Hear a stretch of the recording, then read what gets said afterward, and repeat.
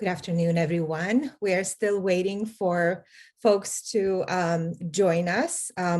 We have, I understand from Tyler, we have a list of about 60 registrants for today's event, and I'm very excited to welcome you today. My name is Christina Stancu, and many of you know me. I'm the director of the Humanities Research Center, and as some of you may also know, in partnership with VCU Libraries, our Meet VCU Authors series typically invites members of the Richmond community, as well as colleagues and students from VCU and other local universities to meet VCU and other local authors as they talk about their recently published books, and also to answer questions about their work. Although we still can't meet in person this semester due to public health concerns, we very much look forward to recognizing authors in this format before we can resume our talks in person. Our speaker today is Professor Robert Volpicelli, who is an associate professor of English at Randolph-Macon College here. His first book, Transatlantic Modernism and the US Lecture Tour, was published this year by Oxford University Press and is the first comprehensive study of how international modernism moved along the routes of the lecture circuit. His articles on modernist literature and culture have appeared in journals such as Novel, Textual Practice, and 20th Century Literature, among others. He also edited a recent special issue of College Literature on poetry networks and is currently working on a new project on bad eyesight in modern art, literature, and philosophy. What a fascinating topic. To welcome and help us have a conversation with Professor Volpicelli, I'm delighted to introduce my colleague, Nicholas Frankel, who really doesn't need much of an introduction because of his reputation, but I will nonetheless. So Nick Frankel is professor of English at VCU and is one of the world's leading authorities on Oscar Wilde, the author and editor of many books about Wilde, most recently including The Invention of Oscar Wilde, 2021, The Short Stories of Oscar Wilde, an Annotated Selection, 2020, The Annotated Prison Writings of Oscar Wilde, 2018, and Oscar Wilde, The Unrepentant Years, 2017. So these are just the books published in the last 5 years. There's more. In his most recent book on Wilde, published this year by the University of Chicago Press, Professor Frankel explores Wilde's self-creation as a work of art and a carefully constructed cultural icon. One should either wear a work of art or be a work of art, Oscar Wilde once declared. In this book, Professor Frankel takes readers on a journey through Wilde's inventive, provocative life from his Irish origins and their public erasure, through his challenges to traditional concepts of masculinity and male sexuality, his marriage and his affairs with young men, including his great love, Lord Alfred Douglas, to his criminal conviction and final years of exile in France. Professor Frankel will be in conversation with Professor Volpicelli today, who will talk about one of the chapters of his recent book, as well as the book itself. The title of the talk is Oscar Wilde in America, Forging Identity on the Lecture Tour. If you are new to our Meet VCU speaker series, we usually devote about 40-45 minutes to the talk itself and then take questions from the audience. Please post your questions in the Q&A function at any point during the event, and we'll address them in the order in which they arrive. It is my pleasure now to welcome Professor Volpicelli to VCU virtually. And I'm very grateful to my colleague, Professor Frankel, for moderating the conversation. And if we were in person, now I would encourage you to help me welcome them with a warm round of applause. Thanks, Christina. It's great to be here at the HRC and to address this audience. Seeing a lot of familiar names on the participant list, so thanks everyone for being here too. And thank you to Nick for moderating. Nick, a scholar whose work I've long admired on Oscar Wilde, and I'm excited to talk more about Wilde's lecture tour with him. And I think he had a place in mind that he wanted to start, so I'm happy to kick it over to you, Nick, to get things started. Well, welcome everybody, and welcome especially Bob to VCU. Delightful to have you and everybody here. Bob, you and I have spent quite a bit of time studying Oscar Wilde's American lecture tour, you probably in far more detail than myself. But I imagine that many people in our audience may not know that Wilde spent nearly a year in this country lecturing just about everywhere, and in Canada too, and doing a great many other interesting things besides. So I wondered if, in beginning, you might say something just about what Wilde was doing in this country, how his lecture tour came about and when it happened, and what it consisted of, and perhaps anything else that he did besides lecturing while he was here in the US. Yeah, absolutely. It's just such a great story. And in part, my book covers these modern authors coming to America and doing these great lecture tours and the unpredictable and sometimes interesting cultural clashes that arise because of these situations. So Wilde's story is particularly engaging. He comes to America in 1882, arrives just after the new year.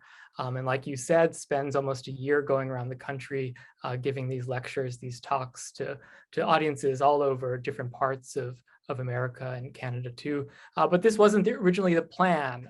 Wilde had first been enlisted as a kind of living billboard, I would say, for a Gilbert and Sullivan opera on the subject of aestheticism. He was figured in that opera as a kind of caricature of himself. And the producer invited Wilde over to America, thinking that Americans might not know what athletes are. So he wanted to show a living example in Oscar Wilde. Wilde at this point was 26 years old, I find absolutely fascinating, had not done a whole lot in his career yet. The author of one book, the 1881 poems, which was not received all that well in England. So he gets invited mostly because he's famous for socializing in London and famous for kind of making a stir in the papers as an aesthete. But when he comes to America, he immediately grips the American imagination and I think eclipses the opera very quickly, and audiences all over want to see him. It's an important point I'll just add about the lecture tour itself, that there was no particular circuit that authors went on. So Wilde, not knowing he was going to come and do this year-long tour, was kind of par for the course because it was about how long you could keep it going. So after 2 weeks or so of generating audience enthusiasm, you'd go from the Northeast, maybe out to the Midwest, then come back to the Northeast, gather some more momentum, out to California you go, and then back and forth in that way. So that Wilde did this for a year speaks to his success, I think, in generating all of this fanfare across America. And if I'm right, his first lecture wasn't a great success, right? He sort of rode it on the boat over and he lectured in New York, am I right? And in fact, it didn't go down that well, is that right? Within a couple of weeks, he started to write a new lecture. So quite what he was lecturing on was sort of up for debate, right? So. Yeah, that's absolutely the case. So a couple points on that. First, Wilde didn't anticipate how quickly the newspapers would print his lectures. So he came over and he would speak on a subject, and the next day, it would be circulating in the papers. So the Wilde, the person, always in competition with the Wilde in the newspapers, I think, to a large extent. Yeah. So there's that, and there's the fact that as an actual lecturer himself, his success is actually quite questionable, right? America was famous for all of these great orators. It's a longstanding tradition in America that public speaking was a point of fascination. Wilde took elocution lessons before he came, but whether he reached the bar that was expected of him, is a question in and of itself. But he was really successful off the podium, off the platform, right? And the quips he would give to the newspaper reporters, many of the famous Wilde quotes that we know, I've nothing to declare but my genius, right? Originate with this tour. So on the stage, he did all right. Some of his Yeah. box office receipts, not that great by American standards of the day, but off the stage, milling about, socializing, he was the Right. one who knew and loved. And engaging with the press too, right? As you say, the press phenomenon is it quickly became, as you say, far more than about lecturing, didn't it? It became a kind of media sensation in the press, hounded by fans, hounded by journalists at every turn. Absolutely. And in your book, Bob, you very interestingly make a connection with P.T. Barnum, don't you? The great American showman. And you pair Wilde, in fact, with P.T. Barnum. Can you explain why Barnum is significant for understanding this tour, and in what ways Wilde perhaps overlaps with Barnum's popular spectacles? Oh, absolutely. It's one of those amazing cultural contrasts that I was just talking about, that the circuit in particular seems so good at producing, again, bringing these modern authors from Europe, from India to America, and then bringing them in contact with these American aspects of culture and entertainment. P.T. Barnum and Wilde are interesting bedfellows in this chapter.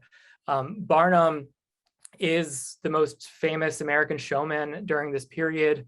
I've seen statistics that his books were the most widely read in America, apart from the Bible, so that level of fame. And really dominated the way in which American entertainment was produced from the 1840s up until the period Wilde visited. In fact, I think in my book, I call the year before Wilde comes the year of Barnum. This is the year of Jumbo the elephant being imported to America. It's the year of some of Barnum's biggest productions. And so Barnum was in the air. Barnum visited Wilde's lectures. He was an attendee at least one of Wilde's lectures. And there were rumors that he was going to enlist Wilde in all sorts of publicity stunts too.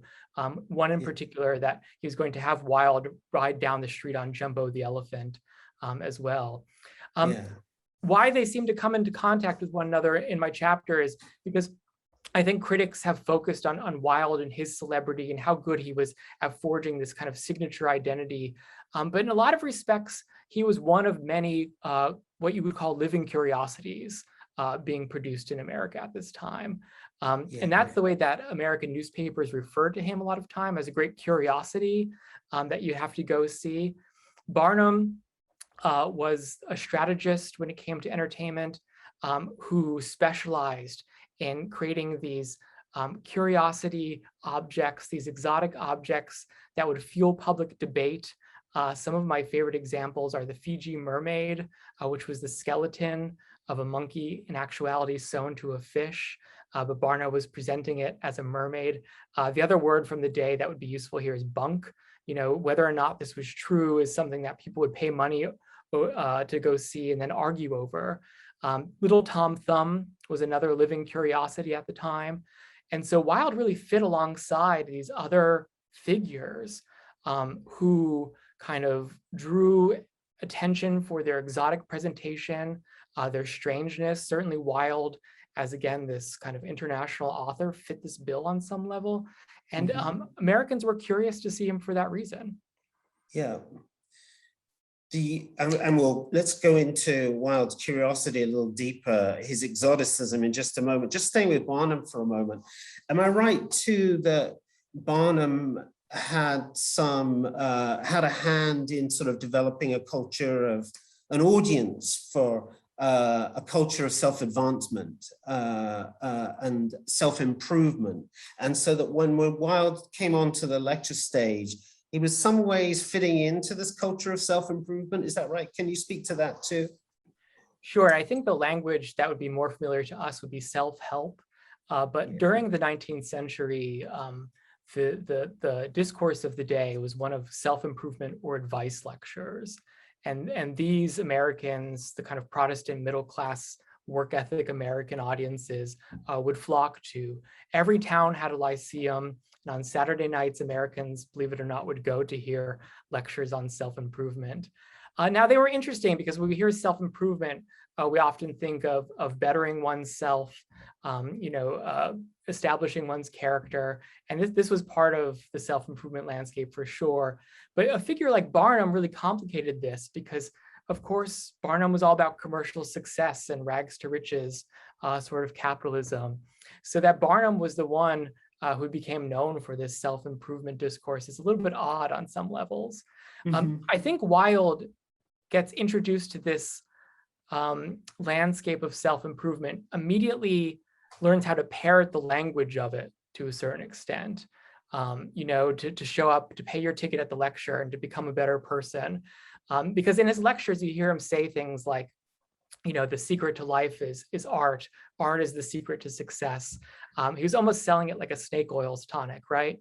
And so that Barnum would represent this on some level is confusing. And Wilde, I think, gets in that self-improvement discourse in interesting ways, providing sort of critiques of it too, because I think he saw it as a way of self-improvement as, making oneself totally malleable, which definitely was not the American way of doing it. So is it fair to say that Wilde's, can we just sort of dwell on Wilde's audiences here? Is it fair to say that Wilde's audiences in some ways overlapped with Barnum's? Can we be specific about who the audiences were for Wilde's tour? Was it largely white middle-class Americans? Is that?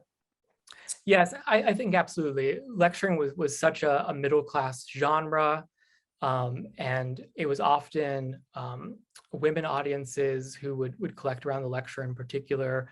And Wilde was known for, cultivating large groups of female audience members around him afterwards. I know we're going to talk about his gender and sexuality presentation a little bit later, so we can come back to that. Yes. But yeah, these kind of earnest Americans, to a large extent, right? Who wanted both self-improvement, but also traditional class hierarchies in a lot of ways. And Wilde, could so easily pick up on the way these discourses work and pitch them back that, in some moments of his lectures even begins to sound a little bit like Barnum. And that's surprising, but when you line them up, it's definitely true.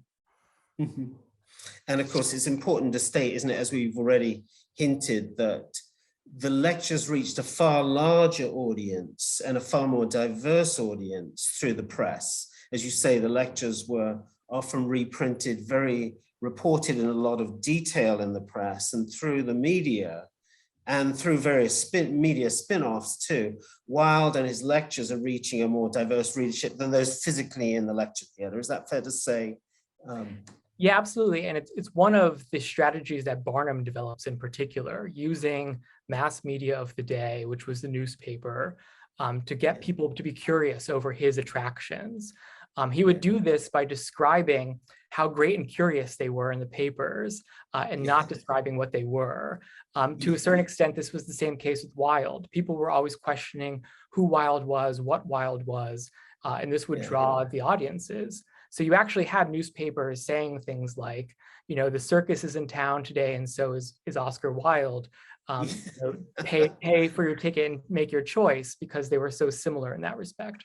Yes, so it's very much Wilde himself that is being, in a way, sold here at these lectures. People came curious about him, as you say. Maybe the subject matter of the lectures is a secondary or a tertiary concern. Not in Wilde's mind, of course, but certainly in that of his audience, fair to say. Yes, so Wilde's lectures, his main lecture was the English Renaissance, and it was very studious. It was Oscar Wilde, the Oxford scholar, that we got to hear there, this history of English aestheticism, all the romantics, going back to the ancient Greeks, right? And there are interesting moments in there for Wilde scholars, but it was Wilde the person, I think, that drew the audiences for the most part.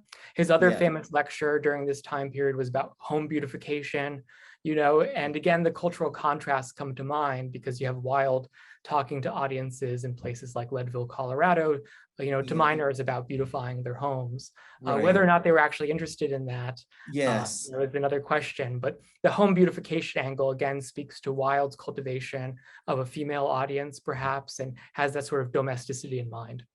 And he does herald a kind of Gilded Age concern with improving the interior, right, and revealing taste through personal accessories and ornaments, that kind of thing. Absolutely.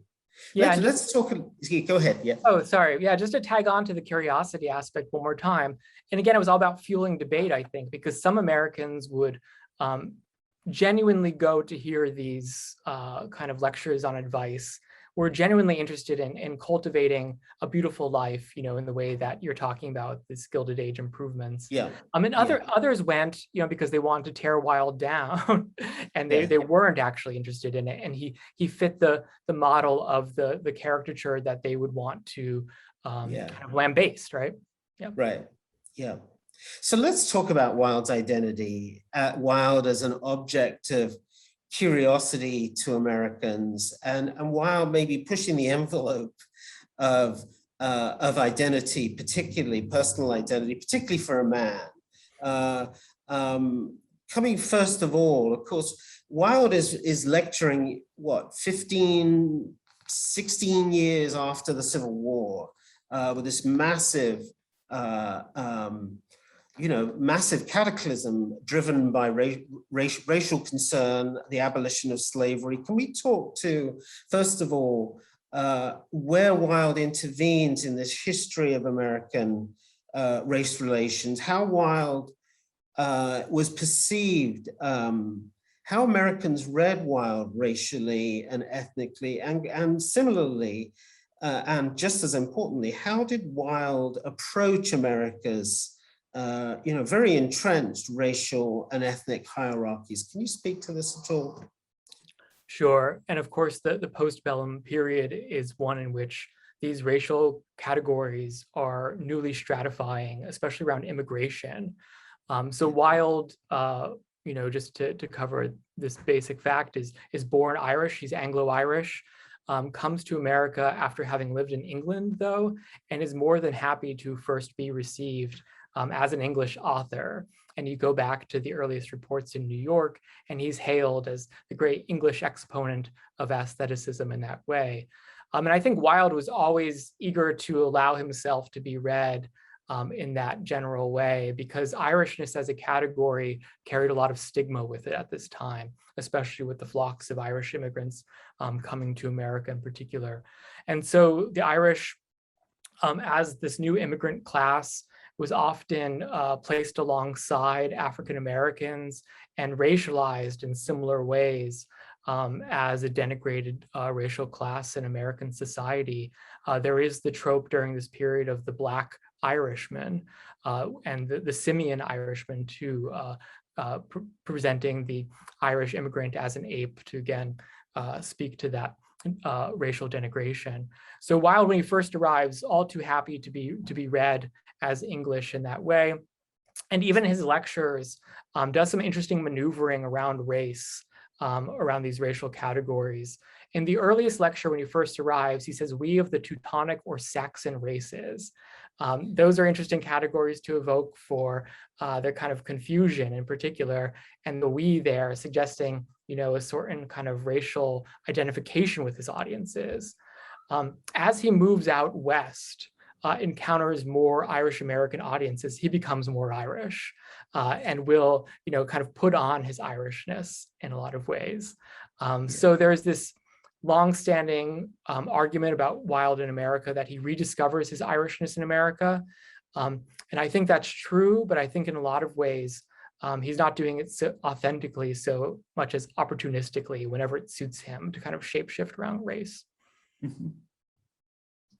And what about sexually? And of course, Wilde is one of the history's path-breaking homosexual men, famous, of course, for solidifying the modern notion of the homosexual, right? I suppose to some extent his criminal conviction and trials, many years later solidified this. But can we speak to how Americans regarded him, read him, in terms of his masculinity, in terms of his sexuality, and once again, what Wilde's effect was perhaps on American concepts of sexuality and masculinity?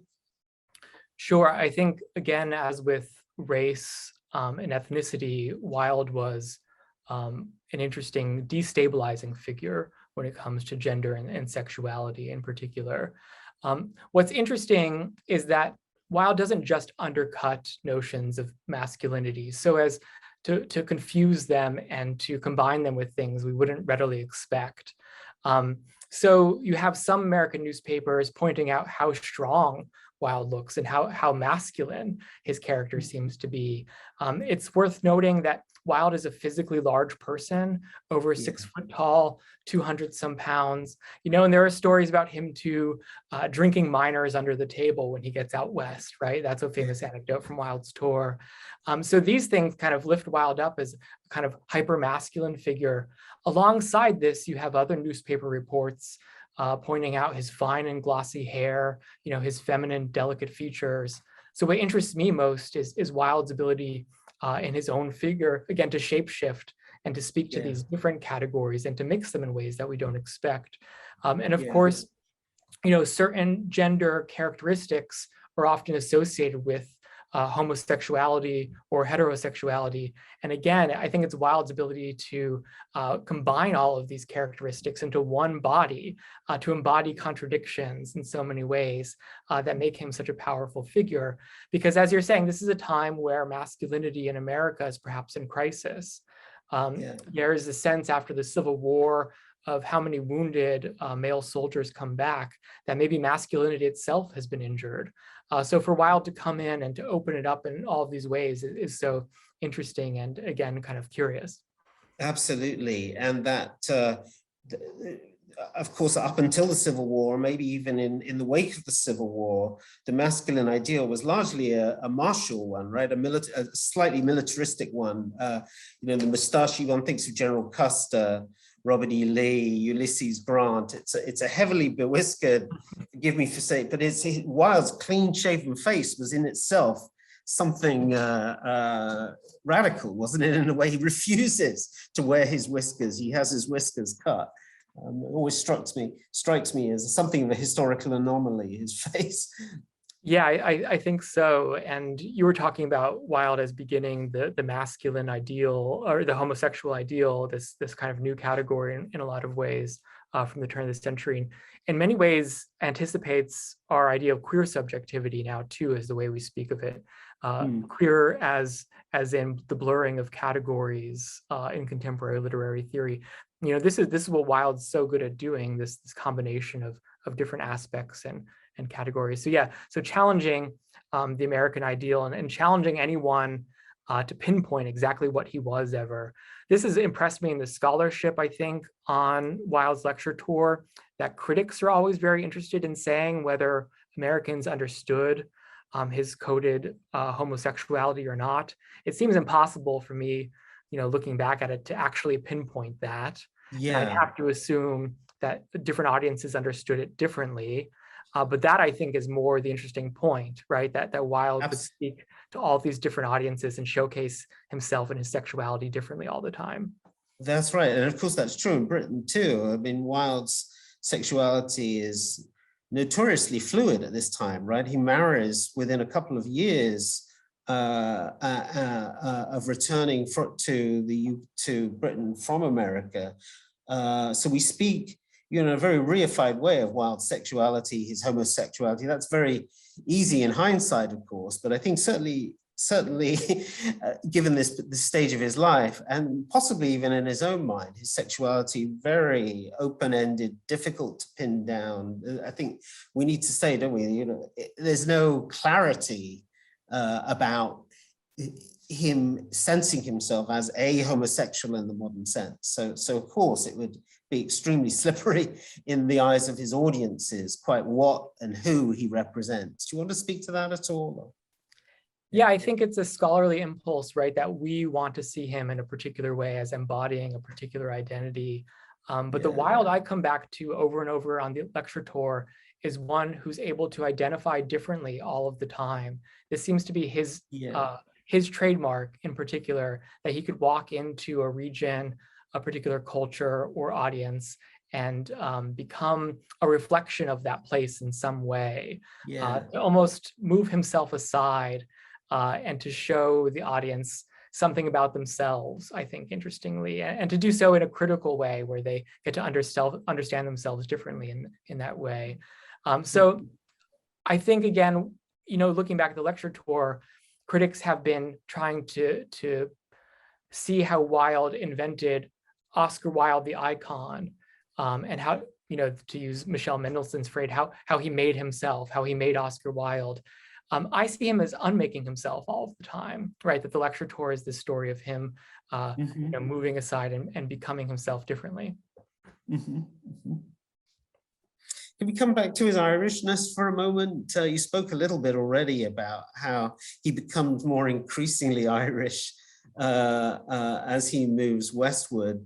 Do I detect from the way you speak about it that his Irishness was not especially important to him, his Irish background? Can we speak a little, his mother, for instance, his mother was well known as an Irish nationalist and an Irish poet. How significant was his Irish birth and his mother's Irish nationalist politics to him and to the ways that Americans viewed him? Yeah, absolutely. So Wilde's mother is a nationalist icon, and it's for this reason that Wilde is a great disappointment when he first arrives in America. The Irish American newspapers in particular see what he's doing with Englishness and are immediately turned off by it, and vicious headlines about, Wilde uplifting the tyranny of England and all of this business, right? So in that respect, Wilde could have ridden his mother's coattails upon immediately arriving in America, and does not. There is the suggestion going back to his Oxford years that he was trying to intentionally, become English to a certain extent, and as he says, lose his Irish accent in the process of doing so. And I don't think, Wilde's Irish identity underneath it all is unimportant to him. I think more to the point, again, he's interested in this business of reflecting his audience members as he goes. So my section on this in the book is called Forging Irishness, because when Wilde gets to these places, starting in Minneapolis, St. Paul, and he's in front of Irish Americans, who are, by the way, at this time, some of the most diehard Irish nationalists there are, and have seen themselves exiled and become more patriotic in doing so. Wilde takes on a patriotism and a kind of nationalism that we don't often see from him. This builds to a climax when he gets to California, and he gives a raging home revival kind of a lecture there called Irish Poets of the 19th Century. And it's at once the most political document we have from Wilde. It's speaking out against the tyranny of the conquering Saxons and how you can't have art under tyranny and conquest. At the same time, it's a document of patriotism and nationalism.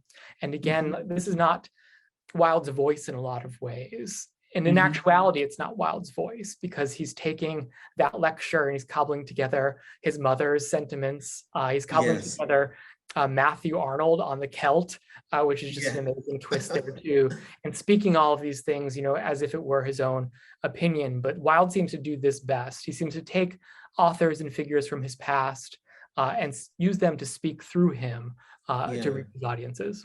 Right. It's pretty outspoken, isn't it, in its view of Irish literature as a colonized literature, as a suppressed, marginalized body of literature. He sees himself, as you say, how sincere it is an interesting question, but he certainly represents the Irish as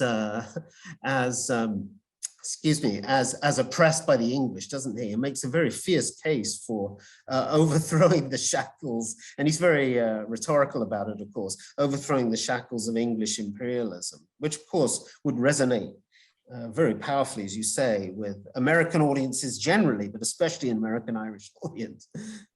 Yeah, I think it was a speech designed to whip his audience into a fervor to a certain extent, right? I mean, I think Wilde, critical of colonialism and imperialism for sure, but this is also Wilde who came from London to speak in America. So it's hard to see him as disowning his own Englishness, in claiming his Irishness. In fact, he's probably exchanging these things more than anything and coming back to his Englishness later. Of course, there are a few other moments, aren't there? His support for the Irish Home Ruler, Charles Parnell, particularly when Parnell is brought down by the English, is it around 1890, as a result of an adulterous affair? So he's really sort of brought down. You know, there are moments in his English life where that Irish, that sense of Wilde as a colonized Irishman, I think does sort of come to the surface. But you're right. I mean, he's very opportunistic while he's over here.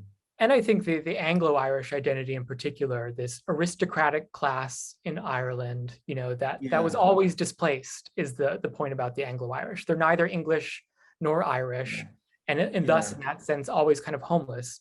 And I think this is Wilde throughout his entire career, right? A man of no particular nation, who would maybe take that Anglo-Irish identity around with him as being displaced and looking for home. Absolutely. And I'm thinking of that moment in the early 1890s when he's in London as a playwright, and his play Salome is banned by the English licensing authority, and he vows to go and take out citizenship in France. And he says, by the way, I'm not English in any case, I'm Irish.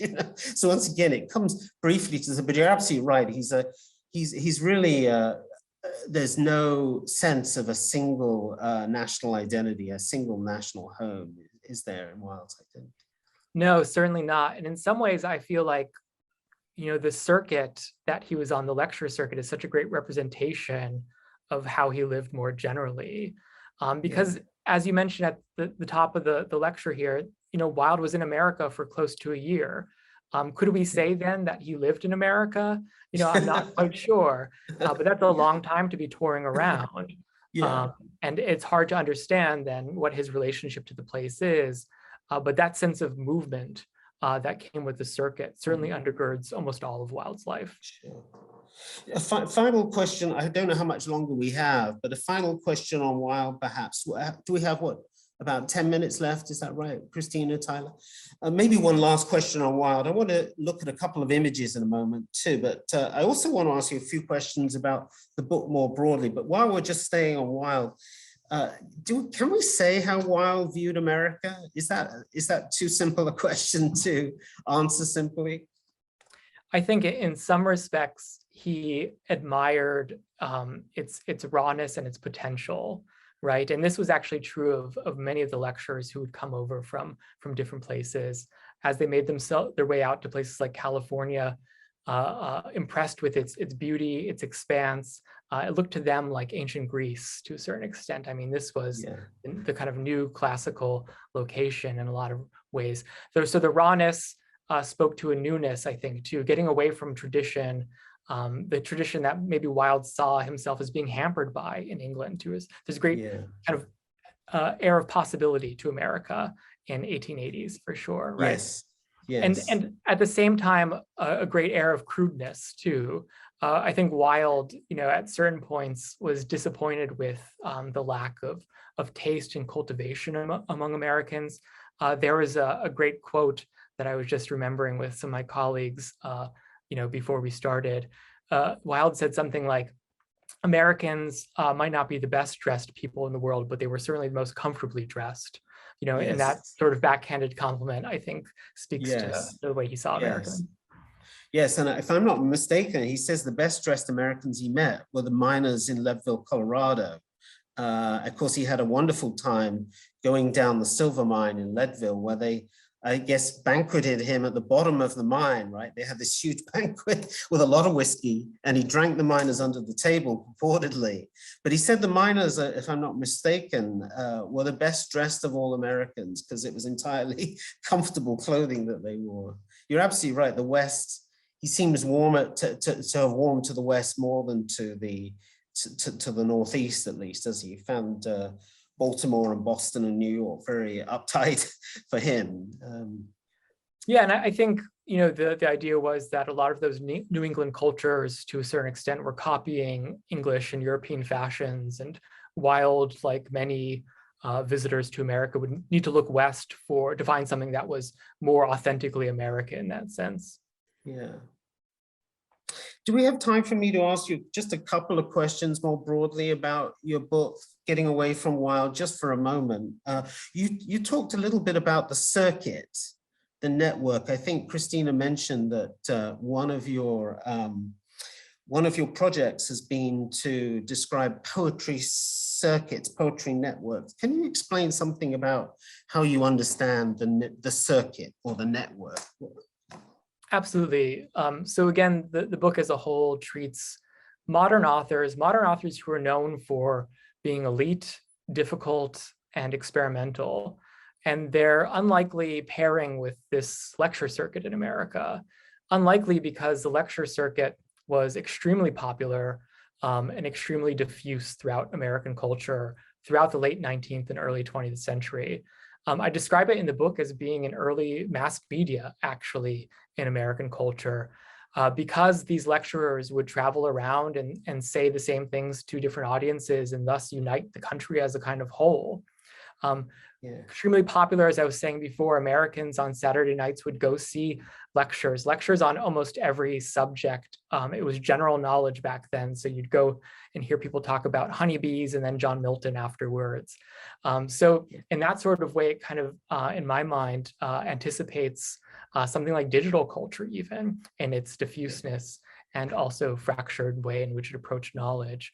The challenge of the circuit was in going to many different types of venues. And that's the way I talk about it in the book. I talk about it as a kind of meta institution because there was no one venue that really characterized the circuit. But what characterized it was its ability to connect different social sites and different types of places of performance.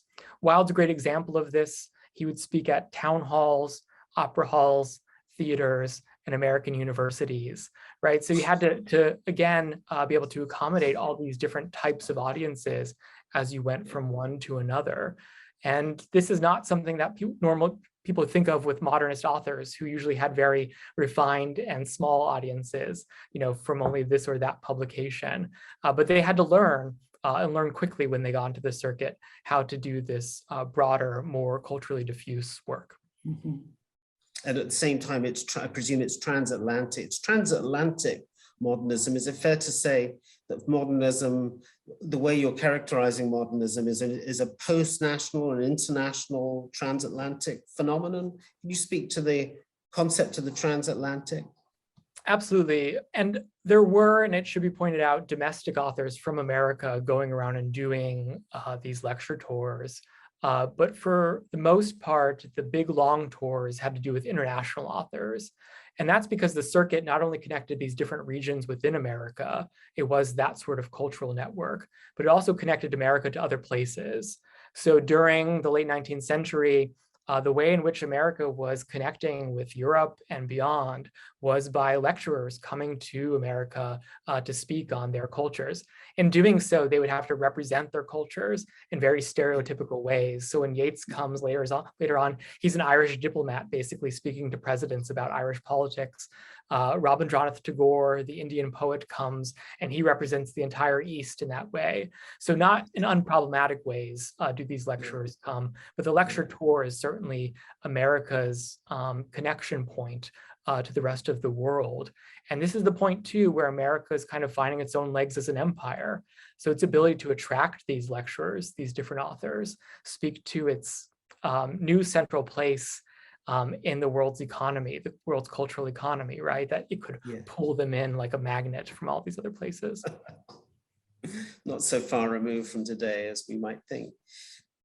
Do we have time to look at a couple of images, if we may?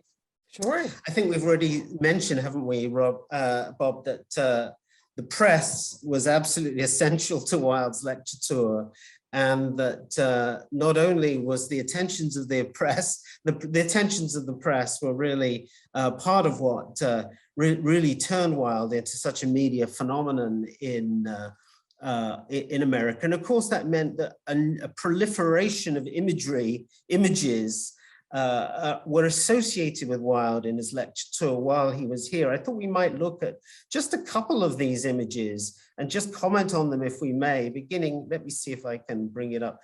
Bear with me a second. if you wouldn't mind, Bob, would you just like to take a look at, can we share these images and just comment on them? First of all, would you like to say what this image is and what it says to you at least? Oh, sure. So the Sarni photographs from Wilde's tour, the most famous images we have of Wilde in many respects, taken immediately upon his arrival in America. These photographs, suggest first and foremost in my mind, the costume with which Wilde became, quite known for and associated with. His costume that first was part of that billboard-like publicity stunt for the opera he was going to advertise, then became his signature style, the velvet crushed coat, the buckle shoes, right? So Wilde was looking to make a signature visual statement wherever he went in that way. And these are the kind of earmarked pieces that could circulate beyond him in a lot of respects. Sure. Yeah.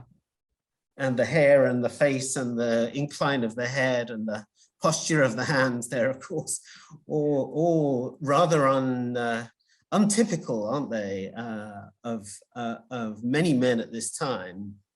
Oh, that for sure as well, and would be part of what gets lampooned in the newspapers, the American newspapers, Wilde's exaggerated body.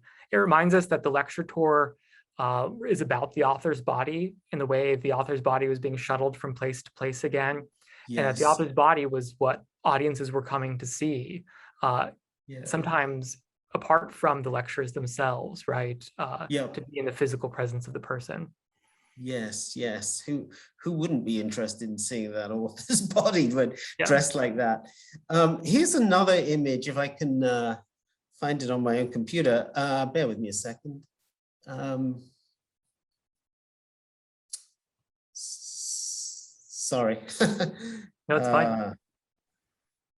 Oh, I see. Here we go. This one actually postdates the tour itself, but as you can see, it's very carefully and artfully titled, "The Name of Dante Gabriel Rossetti is heard for the first time in the Western states of America."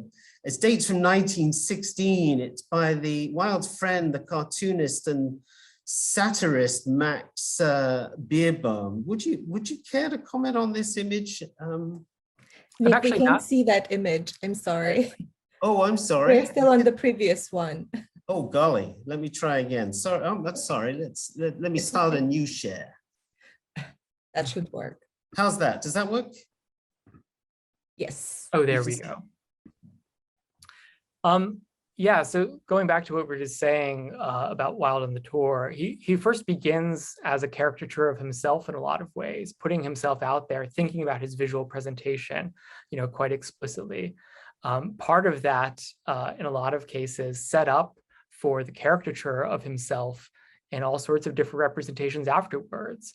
I think Wilde was almost competing for his ability to represent his own body with all of these different portraits and cartoons that came out afterwards.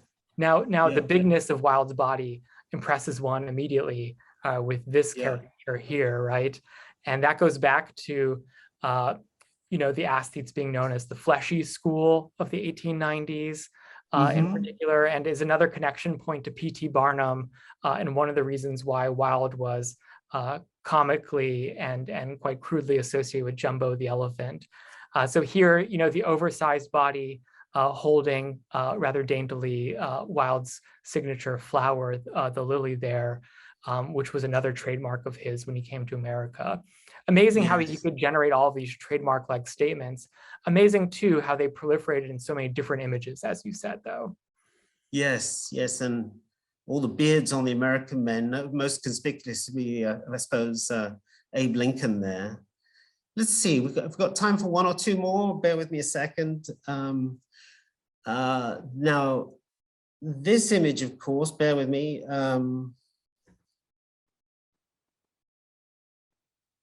Somewhat disturbing, perhaps. This is the aesthetic monkey, isn't it? That Harper's Weekly put on its front. Does folks see this?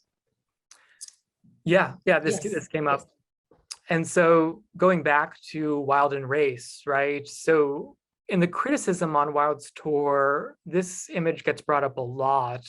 Interestingly, apart from race and ethnicity a lot of critics have suggested before, maybe Wilde was being lampooned, criticized, cast here in a monkey's figure because of his effeminacy. And it just doesn't seem to speak to the whole picture there because the Irish tropes going around at this time were often connected to ape-like or simian figures. And so here, that seems to come through, in particular, Wilde's Irishness, that Wilde could at once be this cultivated figure and then also be associated with the uncultivated Irish immigrants coming to America at this time was another one of these confusion of categories, I think, that led to his complicated reception. Okay. Christina, do we have time for a couple more? Sure, we can show one more, and then we have one question, two questions now from the audience, but we can definitely show one more image. Sure. Well, one maybe we can pass over very quickly. Bear with me a second. This just corroborates Bob's point about the overlap between Barnum and Wilde. There's Wilde there on the bottom left, and of course Jumbo the elephant there wearing a sunflower on the right there. Bob, do you want to say anything about that image? Well, it shows you how Wilde's image was taken, beyond him again, right? Probably without his knowing, seems to be the point of images like this, because here's an advertisement for a cotton thread spool. Going back to the Sarny photo with which we started, that photo and the suite of other photographs there inspired an important landmark copyright case about the reproduction of images, right? And it did so because another advertisement took one of Sarny's photographs and reproduced that in a drawing form. So the kind of competition among images of Wilde is what fascinates me most. How they're all being done so without much of Wilde's license also seems to be the point. Yeah.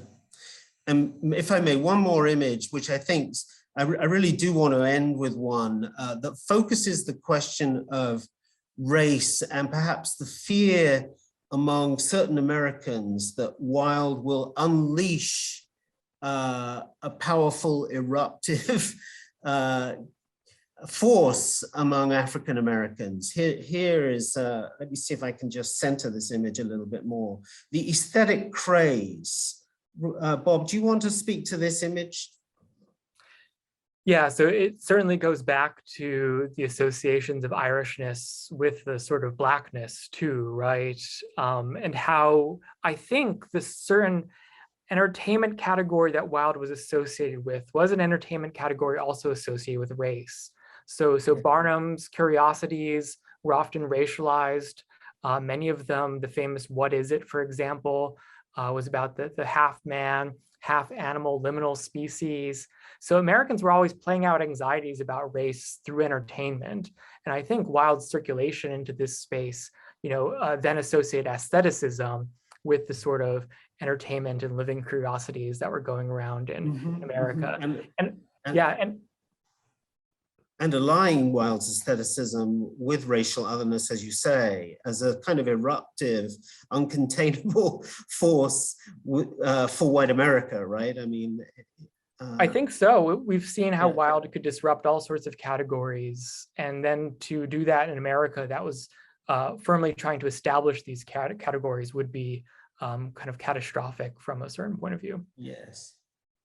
Well, I will stop there. There are other fascinating images that speak to Wilde's influence on ideas of race in America at this time in Bob's book, if anyone's interested. But at this point, I think we should really open it up to questions. So Christina, why don't I open this up to you and let you take over if folks want to ask questions? Sure. First, I'd like to apologize for forgetting to post the link to the OUP website for folks to click on and purchase the book, support the author with our congratulations again for such such a wonderful study and such a rich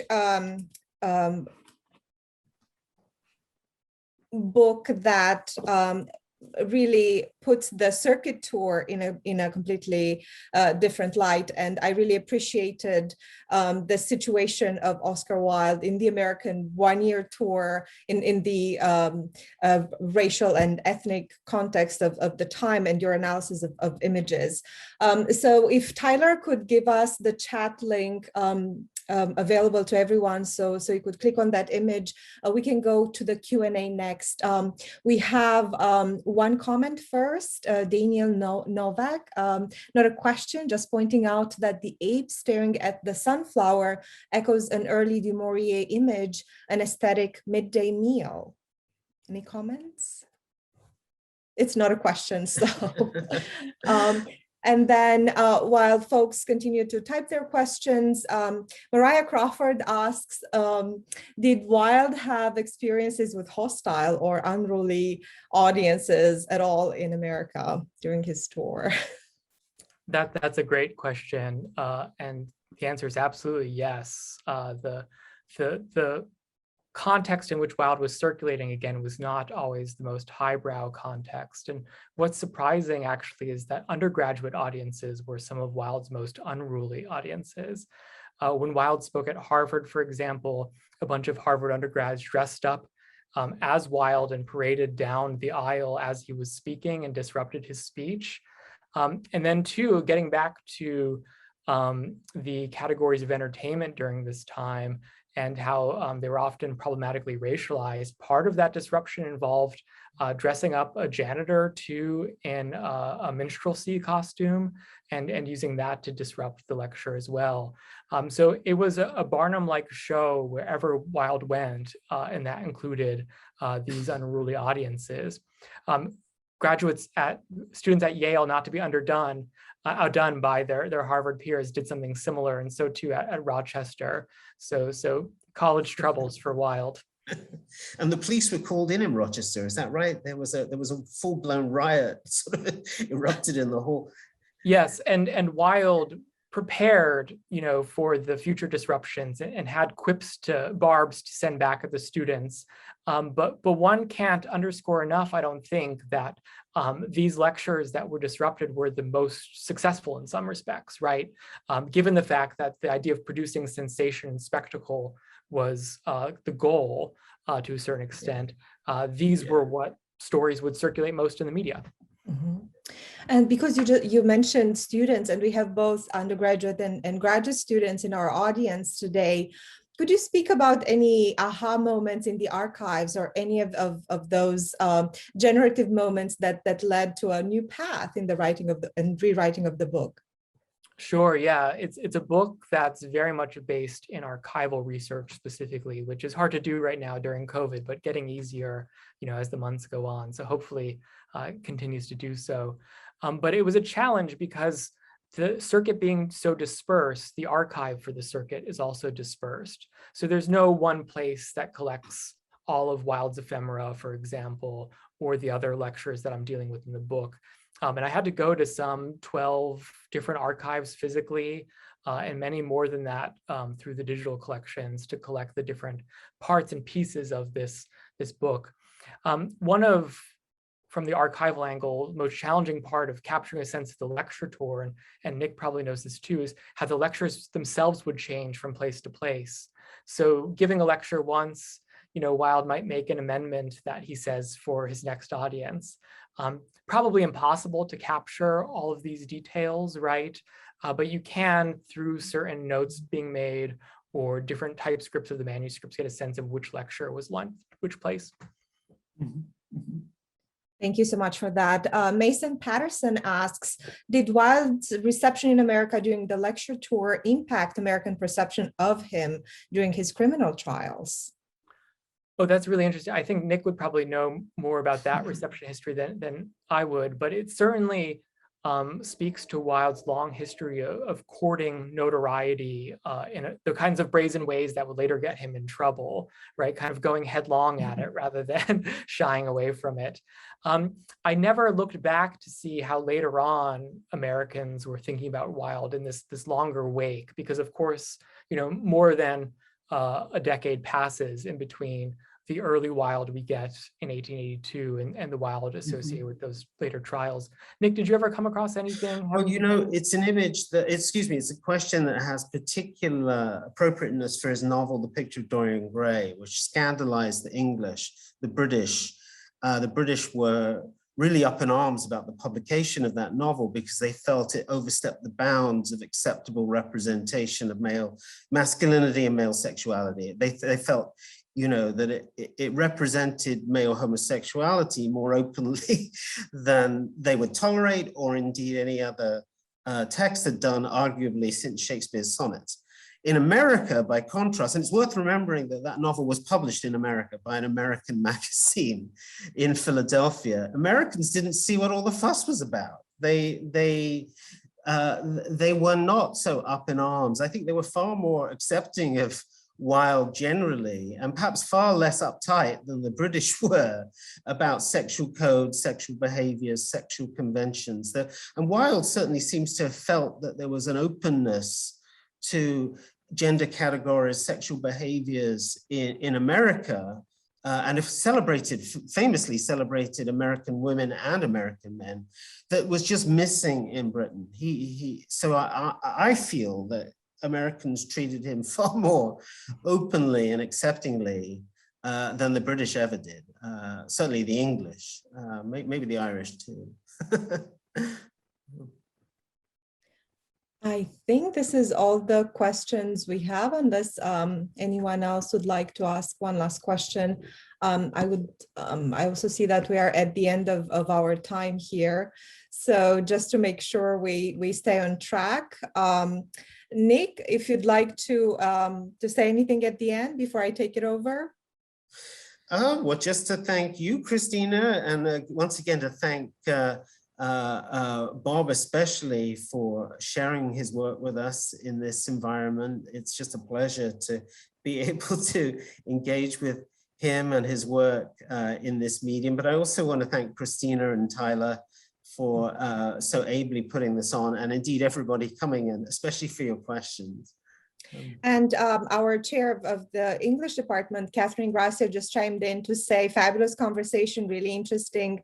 And she's thanking to both of you. And because you're, just so close to us in Ashland, we hope to get to meet you in person before long, after so we can properly celebrate your book, because this is an outstanding accomplishment. And we are so happy to be able to mark this with you today.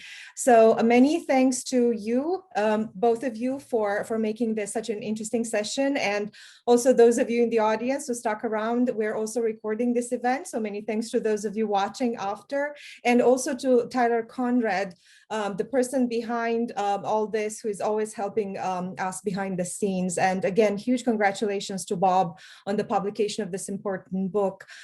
Just looking ahead, I'm putting my HRC director hat on right now. Our next VCU author will speak in 2 weeks. On Monday, October the 25th, we will welcome VCU Professor of Psychology, Faye Belgrave, who will speak about her most recent book, African American Families, Research Theories and Practice. On October the 22nd, we will hold our last Research Friday event of the semester, welcoming Ebony Walden, and Dr. Megan Goff in the Wilder School, who will speak about their new project called Richmond Racial Equity Essay. And please reach out to me if you'd like to propose events for Research Fridays next semester. I'm still taking ideas.